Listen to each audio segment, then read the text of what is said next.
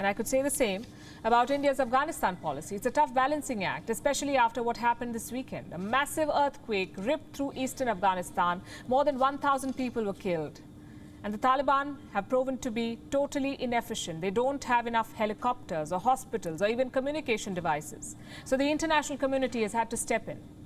And this is where India finds itself in a pickle. On the one hand, you have to help the Afghan people. You have to send food and medicines. At the same time, you cannot get too close to the Taliban, nothing that remotely helps or benefits them. India is walking this tightrope. On Thursday, the Indian embassy in Kabul was reopened. It was shut back in August when the Taliban stormed Kabul. 10 months later, it is open again. What explains this move by the Indian government? Well, here's what the Foreign Ministry says, and I have the quote.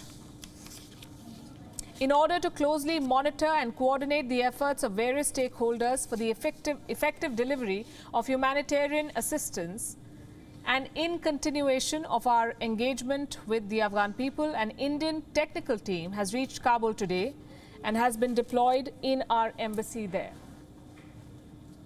Now, that's an important distinction. This is not official recognition of the Taliban. It's not business as usual. It is an emergency measure. India has sent 27 tons of aid material to Afghanistan, and this includes tents, sleeping bags, blankets, things that will help the earthquake survivors. The technical team will oversee the distribution of this aid. Also, the Taliban will not get it. These materials are being routed through two agencies. One is the United Nations, the other is the Afghan Red Cross. The new Taliban regime is not being looped in. So India's position is quite clear. This is an emergency measure. It does not have wider political implications. That's what India says. But the Taliban see it differently. For them, it's a diplomatic coup, sort of like a stamp of approval from the world's largest democracy. Listen to their statement. This is what the Taliban said. The return of Indian diplomats to Afghanistan and reopening of the embassy demonstrates that security is established in the country and all political and diplomatic rights are respected. Do you see the problem? India is just trying to help the Afghan people. It is honoring its commitment as a responsible neighbor, but the Taliban is milking it politically, making it seem like India is endorsing them. And this is the pickle I was talking about. How do you help Afghans without helping the Taliban? I know it's tough, but India must find a solution because these claims by the Taliban cannot go unanswered. They say security has been established in Afghanistan, which is absolutely false. Last weekend, Islamic terrorists targeted a Sikh temple in Kabul. 2 people were killed, more than 7 were injured. What's more, the attack was a message to India. The Islamic State claims it was revenge for insulting the Prophet. And days later, this happens. India sends a technical team to reopen the Kabul embassy. Clearly, the optics are not good. India may have a solid reason behind this move, but such nuances are lost on the Taliban.